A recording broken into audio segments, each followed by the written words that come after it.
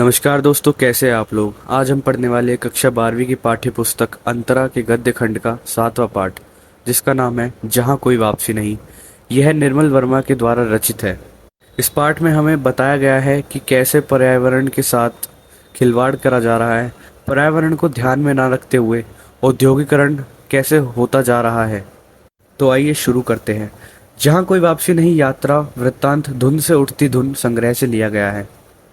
उसमें लेखक ने पर्यावरण संबंधी सरोकारों का ही नहीं, विकासों के नाम पर पर्यावरण विनाश से उपजी विस्थापन संबंधी मनुष्य की यातना को भी रेखांकित किया है।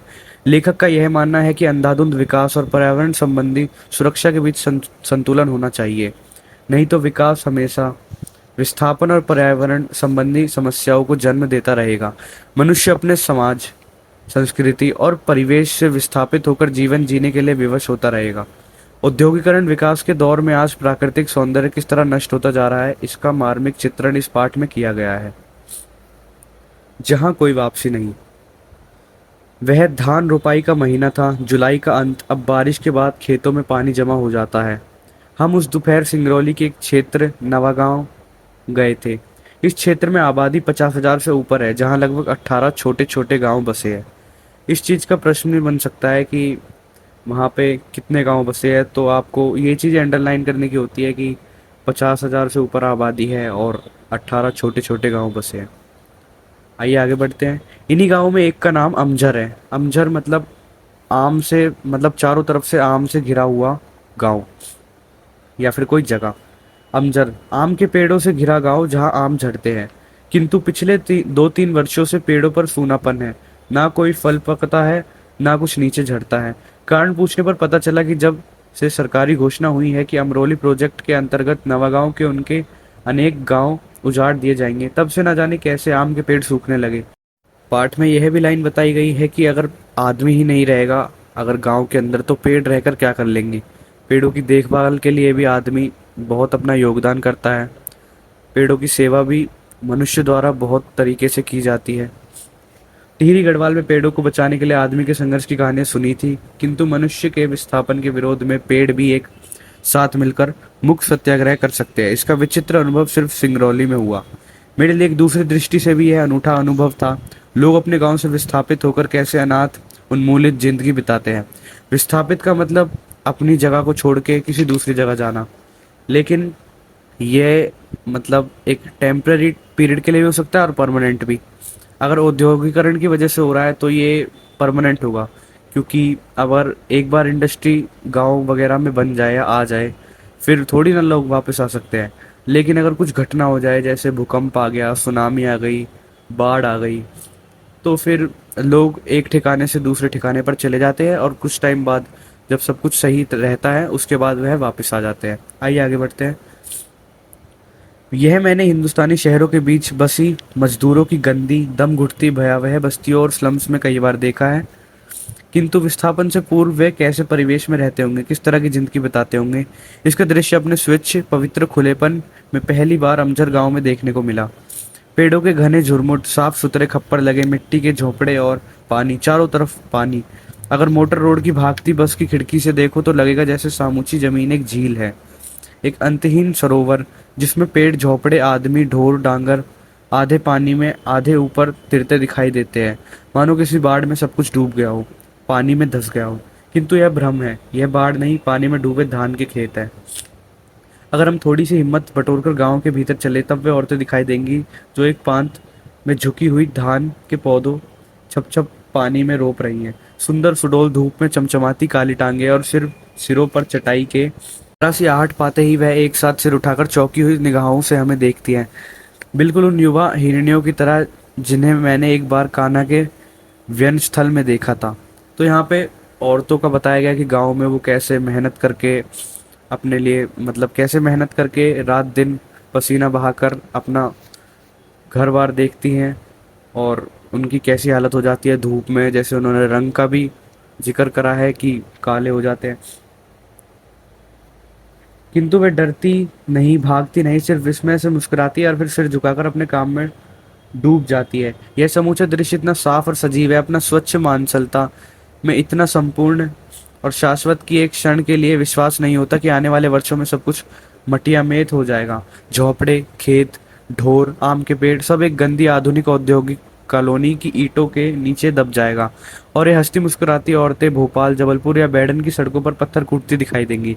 तो यहाँ पे बताया है कि कैसे औद्योगिकरण इनका नाश करने वाला है, कैसे मतलब उनकी हंसती खेलती जिंदगी जो गांव में बीत रही है इतने सालों से, वो एकदम से तबाह हो जाएगी। वो कहीं और जाके मजदूरी करने लगेंगी, पत्थर कूटने लगेंगी। शायद कुछ वर्षों तक उनकी स्मृति में अपने गांव की तस्वीर एक स्वप्न की तरह धुंधलाती रहेंगी, किंतु धूल में लौटते उनके बच्चे को तो कभी मालूम ही नहीं होगा कि बहुत पहले उनके पुरखों का गांव था जहां हम झड़ा करते थे। तो जैसे इसमें बताया है कि औरतें कहीं और चली जाएंगी, उनका परिवार कहीं और शिफ्ट हो जाएगा। तो जब उनके बच्चे बड़े होंगे तो उन्हें तो याद भी नहीं लगेगा कि वो पहले किधर रहते थे, उनके मतलब उनका इतिहास किधर का है, उनके परिवार पहले कहाँ से आया है। ये सब बच्चे भूल जाएंगे और उन्हें मौका भी नहीं मिलेगा इस चीज़ के बारे में जानने का। ये लोग आधुनिक भारत के नए शरणार्थी शरणार्थी है, जिन्हें औद्योगिकरण के झंझावत ने अपनी घर जमीन से उखाड़कर हमेशा के लिए निवासित कर दिया है।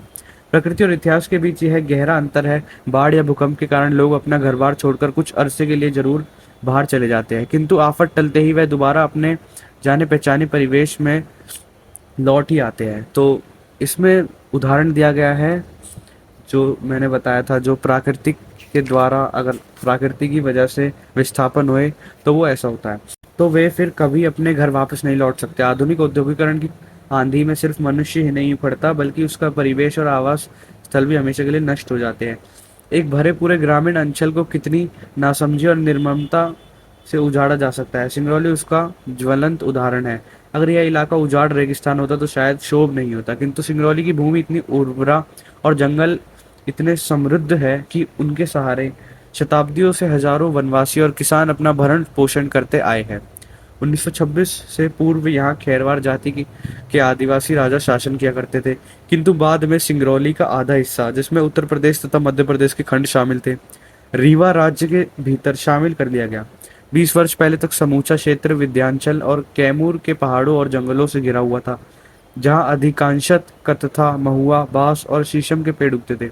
इस चीज का भी प्रश्न आ सकता है कि वहाँ कैसे पेड़ उगते थे, तो ये चीज भी अंडरलाइन करने वाली है कि वहाँ अधिकांशत कतहा, महुआ, बांस और शीशम के पेड़ उगते थे। एक पुरानी दंतकथा के अनुसार सिंगरौली का नाम ही संगरावली है, इसे भी अंडरलाइन कर लेना दोस्तों। पर्वतमाला से निकला है जो पूर्व पश्चिम में फैली है। चारों ओर फैले घने जंगलों के कारण यातायात के साधन इतनी सीमित थी कि एक जमाने में सिंगरौली अपने अतुल प्राकृतिक सौंदर्य के बावजूद काला पानी माना जाता था, जहां न लोग भीतर आते थे न बाहर जाने का जोखिम उठाते थे। किंतु कोई भी प्रदेश आज के लोलुप युग, लोलुप मतलब लालची, लोलुप युग में अपने अलगाव में सुरक्षित नहीं रह सकता। कभी कभी किसी इलाके की संपदा ही उसका अभिशाप बन जाती है। दिल्ली के सत्ताधारी और उद्योगपतियों की आंखों से सिंगरौली की उपार खनिज संपदा छिपी नहीं रही। विस्थापन की एक लहर रिहंद बांध बनने से आई थी, जिसके कारण हजारों गांव उजाड़ दिए गए थे। इन्हीं नई योजनाओं के अंतर्गत सेंट्रल कोल फील्ड और national super thermal power corporation का निर्माण हुआ। चारों तरफ पक्की सड़कें और पुल बनाए गए। सिंगरौली जो अब तक अपने सौंदर्य के कारण बैंकुट और अपने अकेलेपन के कारण काला पानी माना जाता था, अब प्रकृति के मानचित्र और राष्ट्रीय गौरव के साथ प्रतिष्ठित हुआ। कोयले की खदानों और उन पर आधारित ताप विद्युत ग्रहों की एक पूरी श्रृंखला ने पूरे प्रदेश को अपने में घेर लिया। जहां बाहर का आदमी फटकता ना था, वहां केंद्रीय और राज्य सरकार के अफसरों, इंजीनियर और विशेषज्ञों की कतार लग गई। मतलब वहां पे उनकी भीड़ लग गई, बार बार आने लगे, आना जाना उनका बढ़ चुका था। जिस तरह जमीन पर पड़े शिकार को देखकर आकाश में गिद्धों और चीलों का झुंड मंडराने लगता है, वैसे ही सिंगरौली की घाटी और जंगलों पर ठेकेदारों, वन अधिकारों और सरकारी कारिंदों का आक्रमण शुरू हुआ। जैसे वहां पे पहले कोई आदमी निकल के भी नहीं जाता था जो बाहर शहर का हो, लेकिन एकदम से क्या हुआ कि वहां पे इनकी भीड़ लग गई। जैसे इनको लालच आने लगा कि ये जमीन पे ये बन सकता है, वो बन सकता है, गांव वालों को बाहर भिजवा दो, ये जमीन इस काम में आ सकती है, उस काम में आ सकते हैं। तो ऐसे करके वहां पे उनका आक्रमण शुरू हुआ। विकास का यह उजला पहलू अपने पीछे कितने व्यापक पैमाने पर विनाश का अंधेरा लेकर आया था, हम उसका छोटा सा जायजा लेने दिल्ली में स्थित लोकायन संस्था की ओर से सिंगरौली गए थे। सिंगरौली जाने से पहले मेरे मन में इस तरह का कोई सुख भ्रम नहीं था कि औद्योगिकरण का चक्का जो स्वतंत्रता के बाद चलाया गया उसे रोका जा सकता था। शायद 35 वर्ष पहले हम कोई दूसरा विकल्प चुन सकते थे जिसमें मानव सुख की कसौटी भौतिक लिप्सा न होकर जीवन की जरूरतों द्वारा निर्धारित होती है। देखिए, जैसे ही स्वतंत्रता मिली हमारे देश को, उसके बाद से सरकार है जो, उन्होंने बाकी देशों की कॉपी करना स्टार्ट कर दिया। मतलब खुद का दिमाग ना लगाकर जो बाहर हो रहा था वही हमारे भारत में भी होने लगा। लेकिन बाहर की संस्कृति अलग है, हमारी अलग। उनके चक्कर में ना तो हम अपनी संस्कृति बचा सके ना पर्यावरण। बाहर की संस्कृति तो म्यूजियम में बंद है, लेकिन जो हमारे भारत की संस्कृति है वो अभी भी जीवित है और वो अमर रहेगी। जैसे हर गांव की एक अपनी संस्कृति रहती है, उनका पहनावा, उनका खान पान, उनकी भाषा, यही पहचान रहती है जो धीरे धीरे खत्म होती जा रही है क्योंकि लोग इधर से उधर हो रहे हैं। बाकी देशों में और भारत में फर्क है।